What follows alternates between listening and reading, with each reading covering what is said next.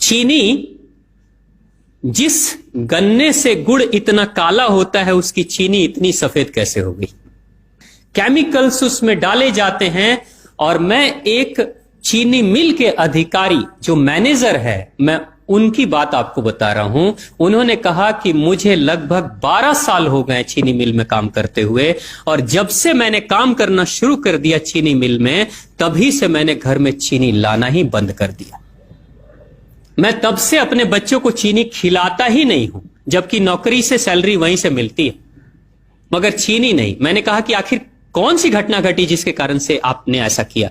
तो उन्होंने बताया एक छोटी सी घटना, कि चीनी मिल में जो ये पानी निकलता है ना, चीनी के बनने के बाद उस प्रोसेसिंग में जो पानी निकलता है, उस पानी में वो सारा केमिकल भी मिक्स रहता है, और उस पानी को चीनी मिल वाले लोग अक्सर एक टंकी में जमा करके रखते हैं। ये सभी चीनी मिल वालों के पास में होता है, आप भी कभी जाएंगे तो आपको भी पता चलेगा। वो टंकी में वो पानी रखा जाता है, लेकिन रोज रोज प्रोसेसिंग हो रहा है, रोज चीनी बन रही है, रोज बहुत सारा पानी आ रहा है, तो आखिर कब तक? एक टंकी की क्षमता है ना, कितने दिनों तक वो टंकी खाली रहेगी? भर जाती है, भरेगी तो फिर क्या करेंगे? खाली करना है। तो क्या किया था चीनी मिल के लोगों ने? सोचा कि छोड़ो ना, अब कहां जाएंगे उसको फेंकने के लिए कहीं दूर, क्योंकि अब उतनी बड़ी टंकी जिसमें हजारों गैलन पानी है, उसके लिए ट्रांसपोर्ट में कितना खर्च आएगा, तो बेहतर होगा रात के अंधेरे में कहीं खेत में डाल देते हैं। क्योंकि जनरली फैक्ट्रियां तो होती हैं ऐसे ही बिराने में, तो कहीं डाल देते किसी खेत में, क्या पता चलेगा पानी है कि चीनी मिल का पानी है, क्या है। तो ये सोचकर मैनेजमेंट वाले लोगों ने रात में ही उस पानी को खेतों में छुड़वा दिया, और नतीजा यह हुआ कि उस खेत की सारी फसल जल गई, मिट्टी बंजर हो गई। और जब किसान पता करने लगा कि आखिर क्या हुआ मेरे खेत में, जब चेकअप कराया वो मिट्टी का, तो पता चला कि इसमें तो चीनी मिल का जो वेस्ट मटेरियल है वो डाला गया है। तब उसको खबर मिली कि हां, किसी स्टाफ ने बताया कि हां, हमारे चीनी मिल से ही पानी डाला गया था आपके खेत में, और पूरी मिट्टी बंजर हो गई। उसने केस कर दिया और चीनी मिल वाले को मुआवजा देना पड़ा लाखों रुपए। तभी से वो स्टाफ कहते हैं कि जो मिट्टी को बंजर कर दे वो इंसान के शरीर में जाए तो क्या करेगी। उसी के बाद से मैंने अपने घर में चीनी लाना बंद कर दिया। और सच्चाई है, लगभग अगर आप देखेंगे तो अंग्रेजों के आने के समय अंग्रेज पहला चीनी मिल इन्होंने भारत में ही लगाया था। पहला चीनी मिल भारत में ही अंग्रेजों का लगा, और अंग्रेजों ने चीनी की शुरुआत की। भारत के लोग गुड़ खाते थे, चीनी नहीं खाते थे, उन्होंने बहिष्कार किया, बिल्कुल नहीं।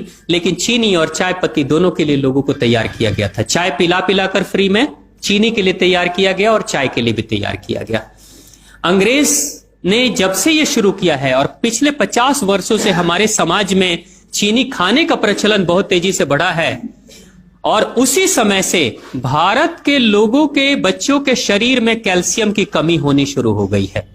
अगर कोई मां, अगर कोई बहन जो गर्भवती हो, गर्भकाल के दौरान अगर चीनी का सेवन अगर कोई बहन कर रही हो, तो चांसेस ज्यादा होते हैं गर्भपात होने के।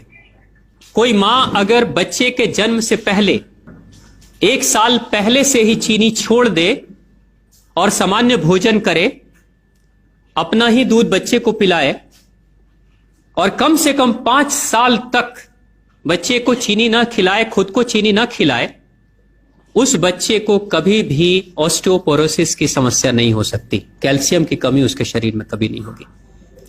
चीनी जब जाती है आपके शरीर में, तो बाहर जब निकलती है तो अकेले नहीं निकलती, कैल्शियम लेकर निकलती है। चीनी कैल्शियम लेकर निकलती है, हड्डियों को गलाकर निकलती है। और जिसके शरीर में कैल्शियम की कमी हो जाती है, उसके शरीर में मैग्नीशियम, पोटेशियम, आयरन सबकी कमी हो जाती है। कैल्शियम वो तत्व है कि जिसके शरीर में कम हो जाए, सारे तत्व कम हो जाएंगे। और कैल्शियम की कीमत पे चीनी हम खाते हैं। भारत, पाकिस्तान, बांग्लादेश, नेपाल, ऐसे कुछ देशों के अलावा दुनिया के बहुत सारे ऐसे राष्ट्र हैं जहां चीनी का इस्तेमाल ही नहीं होता। आज भी चीनी खाते नहीं, बहुत सारे देश नहीं खाते बिल्कुल। आप गुड़ खाया करिए, वो ज्यादा बेहतर है, चीनी को छोड़िए।